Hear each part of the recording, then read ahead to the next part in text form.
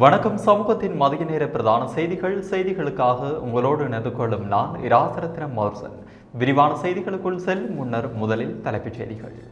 அனுர ஆட்சியில் வடகிழக்கில் எம்மால் சுதந்திரமாக செயல்பட முடியாதுள்ளது புலம்பும் அம்பிட்டிய தேரர். கெஹல் பத்ர பத்மேவுக்கு ரகசிய தகவல் வழங்கிய சில போலீஸ் அதிகாரிகள் விசாரணையில் அதிர்ச்சி. கேபிள் கார் உடைந்து வீழ்ந்து விபத்து, மற்றொரு பௌத்த பிக்கு பலி. நாடாளுமன்ற உறுப்பினர்களுக்கு கொழும்பில் குறைந்த வாடகையில் ஆடம்பர வீடுகள். ரம்புக்கனையில் ரயில் மோதியதில் பரிதாபமாக உயிரிழந்த சிறுவன். பச்சிளம் குழந்தையை இழந்து கதரும் தந்தை. கரூரில் தொடரும் சோகம். மீனவர்களுக்கு வந்த அவசர எச்சரிக்கை. நாட்டில் இன்று பலத்த மழை. யாழில் டெங்கு பரவும் வகையில் சூழலை பேணியவர்களுக்கு அபராதம். பிரதமரின் காலக்கெடு முடிவதற்கு 6 நாட்களே உள்ளன. தொடரும் முத்துநகர் விவசாயிகளின் சத்தியாகிரக போராட்டம். மன்னார் காற்றாலை விவகாரத்தில் முறையற்ற வகையில் செயல்படும் அனுர அரசு. காவிந்த ஜெயவர்தன கண்டனம். நெடுந்தீவில் அத்துமீறி மீன்பிடியில் ஈடுபட்ட 12 இந்திய மீனவர்கள் கைது. ராஜபக்சர்களின் ஆட்சி காலத்தில் வடக்கு கிழக்கில் முழு சுதந்திரத்துடன் செயல்பட்டோம். ஆனால் தற்போதைய ஆட்சியில் அவ்வாறு செயல்பட முடியாதுள்ளதாக மட்டக்களப்பு ஸ்ரீ மங்களராமய விகாரையின் விகாராதிபதி அம்பிட்டிய சுமணரத்ன தேரர் தெரிவித்துள்ளார். ஊடகங்களுக்கு கருத்தெரிவித்த போதே அம்பிட்டிய சுமணரத்ன தேரர் மேற்கண்டவாறு குறிப்பிட்டுள்ளார். நாட்டில் எந்த பகுதிக்கு சென்றாலும் எப்படியான சவால்கள் வந்தாலும் எமது நாட்டின் வீரம் மிகுந்த தலைவர்கள் தொடர்பிலும் சிரேஷ்ட தலைவர்கள் தொடர்பிலும் நாங்கள் கதைப்போம். ஏனெனில் பௌத்த சாசனத்தை அவர்கள் பாதுகாத்துள்ளனர். மஹிந்த ராஜபக்ஷ கோட்டாபய ராஜபக்ஷவின் ஆட்சி காலத்தில் எமக்கு எவரிடமும் அடிபணிய வேண்டிய நிலை ஏற்பட்டிருக்கவில்லை. வடக்கு கிழக்கில் முதுகெலும்புடன் செயல்பட்டு பௌத்த சாசனத்தை பாதுகாத்தோம். அதேபோல் தொல்லியல் இடங்களை பாதுகாப்பதற்குரிய வேலை திட்டங்களையும் முன்னெடுத்தோம். ஆனால் தற்போது அவற்றின் மீதான பிடிமானங்களை இழந்துள்ளோம். இது தொடர்பாக கதைக்கும் போது எம்மை அரச எதிர்ப்பாளர் என்று கூறுகின்றனர். அரசியல் சாசனத்தை பாதுகாப்பதற்கான உரிமையை அரசு எமக்கு வழங்க வேண்டும் என்றார். கெஹல் பத்ர பத்மே மற்றும் கமாண்டோ சலிந்த உள்ளிட்ட குற்றவாளிகளை கைது செய்ய உதவி போலீஸ் அத்தியட்சகர் ரோஹன் ஒலுஹல இந்தோனேஷியாவிற்கு வந்துள்ளதாக கெஹல் பத்ர பத்மேவுக்கு போலீசாரின் ஊடாகவே தகவல் வழங்கப்பட்டுள்ளதாக தெரிய வந்துள்ளது. தற்போது முன்னெடுக்கப்பட்டு வரும் விசாரணைகளின் போது இந்த விடயம் அறிய கிடைத்துள்ளது. இதேவேளை கெஹல் பத்ர பத்மேவை கைது செய்வதற்காக சர்வதேச குற்றவியல் போலீசாரால் பிறப்பிக்கப்பட்ட சிவப்பு எச்சரிக்கையும் இலங்கை போலீசாரின் ஊடாக பத்மேவுக்கு ரகசியமாக அறிவிக்கப்பட்டுள்ளதாகவும் விசாரணையில் தெரிவிக்கப்பட்டுள்ளது. கெஹல் பத்ர பத்மே மற்றும் கமாண்டோ சலிந்த மற்றும் இந்தோனேஷியாவில் உள்ள பிற குற்றவாளிகளை கைது செய்ய ஒரு பெரிய சுற்றிவளைப்பு முன்னெடுக்கப்பட்டது. இரு நாடுகளின் பாதுகாப்பு படையினரும் இணைந்து அந்த சுற்றிவளைப்பை முன்னெடுத்திருந்தனர். உதவி போலீஸ் அத்தியட்சகரான ஒலுஹல கடந்த சில நாட்களாகவே தென்படவில்லை என தருண் என்ற குற்றவாளிக்கு போலீசாரின் ஊடாக ரகசியமாக தகவல் வழங்கப்பட்டுள்ளது. இதனை அடுத்து அவரது தொலைபேசி இலக்கத்தின் IP எண்ணை வைத்து தருண் ஆராய்ந்ததாகவும் அதன் மூலம் ஒலுஹல இந்தோனேஷியாவில் இருப்பது அறிந்து அந்த தகவல் பத்மேவுக்கு வழங்கப்பட்டுள்ளமை தெரிய வந்துள்ளது. அதன்படி இது குறித்து தகவல் கிடைத்த கெஹல் பத்ர பத்மே, கமாண்டோ சாலிந்த மற்றும் குடு நிலங்க ஆகியோர் அதுவரை அவர்கள் தங்கியிருந்த ஹோட்டல்களில் இருந்து தப்பிச் சென்றதாகவும் விசாரணையில் குறிப்பிடப்பட்டுள்ளது. வேவேளை கெஹல் பத்ர பத்மேவை கைது செய்ய சர்வதேச போலீசார் மூலம் பிறப்பிக்கப்பட்ட சிவப்பு எச்சரிக்கையின் படம் கெஹல் பத்ர பத்மேவின் கைபேசியில் இருந்தமையும் கண்டுபிடிக்கப்பட்டுள்ளது. போலீஸ் துறையில் உள்ள சில ஊழல் அதிகாரிகள் கெஹல் பத்ர பத்மேவின் பிரிவினருடன் நெருங்கிய தொடர்பில் இருந்து வருவதாகவும் இந்த வழியில் அவர்களுக்கு தகவல்களை வழங்கி வருவதாகவும் போலீஸ் வட்டார தகவல்கள் குறிப்பிடுகின்றன. குருநாகலை மெல்சிரிபுரவின் பஞ்சியகம பகுதியில் பௌத்த வன ஆச்சிரமமாக உள்ள நா உயன ஆரண்ய சேனாசனத்தில் பௌத்த பிக்குகளை ஏற்றிச் செல்லும் கேபிள் கார் அறுந்த விபத்தில் படுகாயமடைந்த மற்றொரு பிக்கு சிகிச்சை பலனின்றி இன்றைய தினம் உயிரிழந்துள்ளார். கடந்த 24ஆம் தேதி இரவு 9 மணியளவில் புனித தலத்தில் மத சடங்குகளை முடித்துவிட்டு தியான மண்டபத்திற்கு திரும்பிக் கொண்டிருந்த போது இந்த விபத்து ஏற்பட்டுள்ளது. விபத்து நடந்த போது கேபிள் காரில் 13 பிக்குகள் பயணித்துள்ள நிலையில் அதில் 7 பிக்குகள் முன்னதாக உயிரிழந்தனர். அவர்களில் 3 டுமேனியா, ரஷ்யா மற்றும் இந்தோனேஷியாவை சேர்ந்த வெளிநாட்டு பிக்குகள் என போலீசார் தெரிவித்தனர். விபத்தின் போது கேபிள் காரில் இருந்து குதித்த 2 பிக்குகள் சிறு காயங்களுடன் உயிர் தப்பிய நிலையில் மேலும் 4 பேர் பல பலத்த காயங்களுடன் வைத்தியசாலையில் சிகிச்சை பெற்று வந்தனர். இந்த நிலையில் தீவிர சிகிச்சை பிரிவில் சிகிச்சை பெற்று வந்த 41 வயதுடைய மற்றொரு பௌத்த பிக்கு இன்றைய தினம் உயிரிழந்துள்ளதாக மருத்துவமனை தகவல்கள் தெரிவிக்கின்றன. குறித்த கேபிள் காரில் ஏற்றக்கூடிய அதிகூடிய எடையாக 500 கிலோகிராம் குறிப்பிடப்பட்டிருந்த போதும் 13 பிக்குகள் ஏற்றப்பட்டுள்ளனர். இந்த நிலையில் பாரம் தாங்காமல் கேபிள் காரின் கம்பி அறுந்ததால் இந்த விபத்து நிகழ்ந்ததாக தெரிவிக்கப்படுகிறது. பிரதான அனுசரணை வழங்குவோர் பிடி கேஷ் அண்ட் கரி மற்றும் பிடி சூப்பர் ஸ்டோர். இப்போ உங்களுக்கு வழங்கும் ஒரு நல்ல செய்தி. பிடி கேஷ் அண்ட் கரியின் ஆன் பிராண்டான கல்யாணி அன்னபூரணி பிராண்டில் அன்றாட வாழ்க்கையின் எல்லா தேவைகளுக்குமான அனைத்து பொருட்களையும் ஒரே இடத்தில் ஒரே கூரையின் கீழ் பெற்றுக்கொள்ள பிடி கேஷ் அண்ட் கரி மற்றும் பிடி சூப்பர் ஸ்டோருக்கு தாமதம் வேண்டாம். இப்போதே வாருங்கள். உங்கள் குடும்பத்தின் ஒரே நம்பிக்கை பிடி கேஷ் அண்ட் கரி மற்றும் பிடி சூப்பர் ஸ்டோர், பாரிஸின் லா சப்பல். மாதிவேல பிரதேசத்தில் அமைந்துள்ள நாடாளுமன்ற உறுப்பினர்களுக்கான குடியிருப்பு தொகுதியின் வீடொன்றுக்கு மாதாந்தம் வெறுமனே 2000 ரூபாய் மட்டுமே அறவிடப்படுவதாக தெரிய வந்துள்ளது.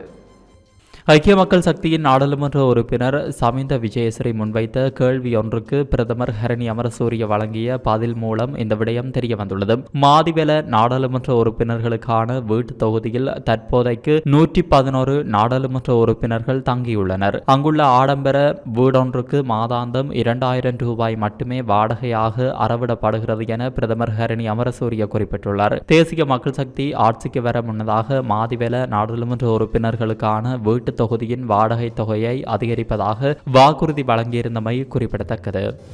திருகோணமலை முத்துநகர் விவசாயிகளின் சத்தியாகிரக போராட்டம் இன்று 12வது நாளாக திருகோணமலை மாவட்ட செயலகம் முன் இடம்பெற்று வருகிறது.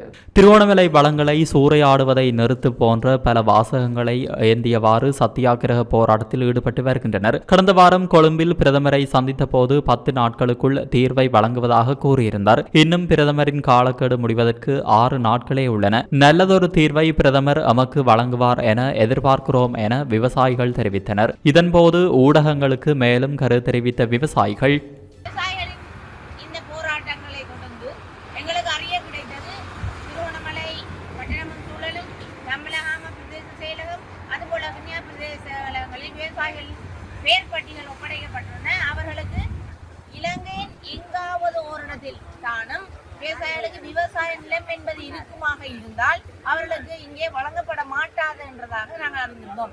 ஆனால் இங்கே வீடு வீடாக சென்று தகவல் எடுக்கின்ற பொழுது அவர்கள் அசஸ்மெண்ட் கொடுப்பன உனக்கு இருக்கிறது. வீட்டுக்காணி வந்து இதுக்கு செட் ஆகுமா, வீட்டுக்காணி வந்து இருக்கிறதுனால் வீட்டுக்காணிக்குள்ளே வயலை விதைக்கணும், வீட்டுக்குள்ளே 2 வாழ்வாதாரம் தரலாம். ஆக நாங்கள் 53 வருடங்களாக பாடுபட்டு கஷ்டப்பட்டு அதை பராமரித்து வந்த வயலிலத்தை நீங்கள் இந்தியா கம்பெனிகளுக்கு கொடுக்கின்ற பொழுது ஒவ்வொரு விவசாயிகளுக்கும் தனித்தனியாக பிரதிவீடான மாற்றுடான இடங்கள் எல்லா விவசாயிகளுக்கும் பெறப்பட வேண்டும் என்பது எங்களுடைய கோரிக்கையாகும். நாங்கள் எந்த விதமான தீர்வுகளை எதிர்பார்க்கவில்லை என்பதை உங்களுக்கு தெரியப்பட்டது. மன்னார் காற்றாலை விவகாரத்தில் அரசாங்கம் முறையற்ற வகையில் செயற்பட்டுள்ளது. அந்த பிரதேச மக்களின் கருத்துகளுக்கு மதிப்பளிக்காமல் போராட்டத்தில் ஈடுபட்ட பொதுமக்கள் மற்றும் மத தலைவர்கள் மீது தாக்குதல் நடத்தியுள்ளமை வன்மையாக கண்டிக்கத்தக்கது என ஐக்கிய மக்கள் சக்தியின் பாராளுமன்ற உறுப்பினர் காவிந்த ஜெயவர்தன தெரிவித்தார்.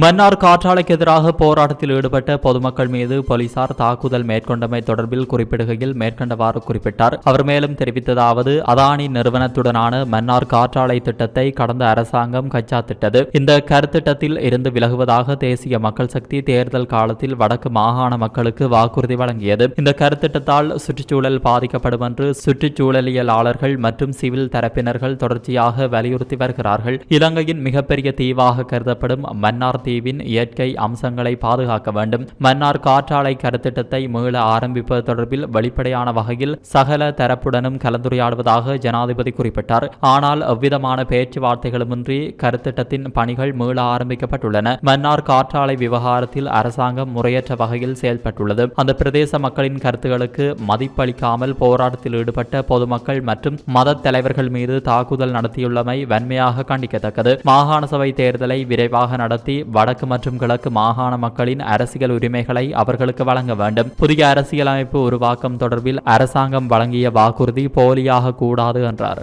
இதேவேளை மன்னார் காற்றாலை மின்கோபுரத்தை முன்னர் திறந்து வைத்தவர்கள் மற்றும் மன்னார் மக்களின் காணிகளை வாங்கி கொடுத்தவர்களே இன்று காற்றாலைக்கு எதிரான போராட்டத்தின் பின்னால் உள்ளதாக அமைச்சர் ராமலிங்கம் சந்திரசேகரன் குற்றம் சாட்டியுள்ளார். யாழில் இன்று ஊடகங்களுக்கு கருத்து தெரிவித்த போதே அவர் இவ்வாறு தெரிவித்தார். இது தொடர்பில் அவர் மேலும் தெரிவிக்கையில், வெடித்து கிளம்புவதற்கான ஒரு சூழலை ஏற்படுத்தி வருகின்றார். அந்த ஏற்படுத்துகின்ற நபர்கள் யார் என்று தேடி பார்க்கின்ற பொழுது வேறு யாரும் கிடையாது. முன்னர் அந்த மாவட்டத்தில் மன்னார் மாவட்டத்தின் இந்த காற்றாலை மின் நிலையங்கள் கோபுரங்கள் அமைத்து அந்த கோபுரங்களை சென்று திறந்து வைத்தவர்கள். அப்போ அதற்கு பின்னால் நின்று வக்களத்து வாங்கியவர்கள், அங்கிருக்கின்ற மக்களிடம் காணிகளை வாங்கி கொடுத்தவர்கள், அங்கிருக்கின்ற அப்போ அந்த அந்த அந்த கம்பெனிகளோடு ஏதோ ஒரு விதத்தில் கொடுக்கல் வாங்கலை செய்தவர்களே இன்றைக்கு இந்த போராட்டத்தில் பின்னால் 1990ஆம் ஆண்டு அகதியாக ஒரு ஷாப்பிங் பேக்கோடு சென்று மன்னாரிலிருந்து சென்ற நபர்கள் இன்றைக்கு கோடீஸ்வர குபீரர்களாக மாறியிருக்கிறார். அவர்களை பற்றி யாரும் பேச மாட்டார்கள் என்று அவர்களுடைய பணம் உங்களுக்கு வருகின்றது என்று தெரிகின்றது. அல்லது அங்கே இருக்கின்ற போதைப் பொருள் வியாபாரிகளுக்கு நீங்கள் பேசுகின்றீர்களா? இல்லை. அங்கே கசிப்பு கஞ்சா மூலமாக எங்களுடைய இளம்பரம்பரை அழிக்கப்படுகின்றதே, அதற்கு எதிராக பேசுகின்றீர்களா? நீங்கள் மத போதகர் என்றால் அல்லது மதத்தை நேசிப்பவர் என்றால், அந்த மதத்தின் அடிப்படையில் பார்க்கின்றவர்கள் என்றால் தன்னை நேசிப்பதை போல் பிறரை நேசி. மன்னார் காற்றாலை திட்டத்தை எதிர்த்து போராடிய பொதுமக்கள் மீதும் பங்கு தந்தையர்கள் மீதும் போலீசார் மேற்கொண்ட தாக்குதலை கண்டித்து வடமராட்சி கிழக்கு கட்டைக்காட்டில் அமைதி வழி போராட்டம் ஒன்று இன்றைய தினம் முன்னெடுக்கப்பட்டது. கட்டைக்காடு பொதுமக்களின் ஒழுங்குபடுத்தலின் கீழ் கட்டைக்காடு பங்கு தந்தை தலைமையில் இன்று காலை குறித்த போராட்டம் முன்னெடுக்கப்பட்டது. இதன்போது ஆர்ப்பாட்டத்தில் ஈடுபட்ட மக்கள் அழிக்காதே அழிக்காதே, மன்னாரை அழிக்காதே, வேண்டாம் வேண்டாம், காற்றாலை திட்டம் வேண்டாம், அல்லாதே அல்லாதே, எமது மண்ணை அல்லாதே போன்ற வாசகங்களை ஏந்தி கோஷங்களை எழுப்பியவாறு போராட்டத்தில் ஈடுபட்டனர். இதன்போது ஊடகங்களுக்கு கருத்து தெரிவித்த கட்டைக்காடு பங்கு தந்தை வசந்தன் அடிகளார், இந்த அரசாங்கம் அரச இயந்திரத்தை பயன்படுத்தி அந்த மக்களுடைய சாத்வீக போராட்டத்தை அவர்கள் அசிங்கப்படுத்தி இருக்கிறார்கள். அப்பாவி மதகுருமார்களை தாக்கி இருக்கின்றார்கள். எனவே உடனடியாக இந்த அடக்குமுறைகள் நீக்கப்பட வேண்டும். பல வாக்குறுதிகளை கொடுத்து ஆட்சிக்கு வந்த இந்த அரசாங்கம் ஏனைய அரசாங்கங்களை போன்றுதான் இந்த அரசாங்கமும் செயற்பட எத்தனித்துக் கொண்டிருக்கின்றது. இன்னும் எங்களுடைய தேசத்தில் இருக்கிற பயங்கரவாத தடுப்பு சட்டம் நீக்கப்படவில்லை. அரசியல் கைதிகள் இன்றும் சிறைகளிலே வாடிக்கொண்டிருக்கிறார்கள். இங்கே எல்லாவற்றையும் விட புதிதாக இப்பொழுது பிரச்சனை, எங்களுடைய மன்னார் தீவினுடைய வளங்களை சூறையாடுவதற்காக திரைமறைவிலே பல காய்கள் நகர்த்தப்பட்டு கொண்டிருக்கின்றது.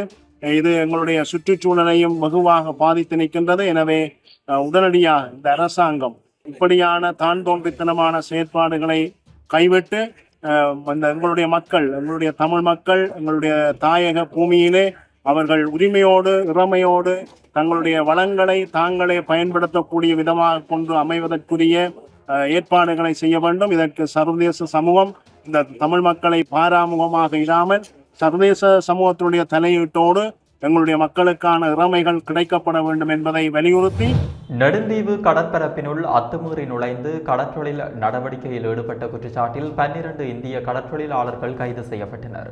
புதுச்சேரியை சேர்ந்த 12 கடற்றொழிலாளர்கள் ஒரு படகில் நெடுந்தீவு கடற்பரப்பினுள் அத்துமீறி நுழைந்து நேற்றைய தினம் கடற்றொழிலில் ஈடுபட்டனர். இந்த நிலையில் அவர்களை இலங்கை கடற்படையினர் கைது செய்ததுடன் அவர்களின் படகினையும் கைப்பற்றியுள்ளனர். கைது செய்யப்பட்ட கடற்றொழிலாளர்களை மயிலிட்டி மீன்பிடி இறங்குதுறைக்கு அழைத்து சென்ற கடற்படையினர் கடற்றொழில் நீரியல் வளத்துறை அதிகாரிகளூடாக ஊர்காவல்துறை நீதவான் நீதிமன்றத்தில் முற்படுத்த நடவடிக்கை எடுத்துள்ளனர்.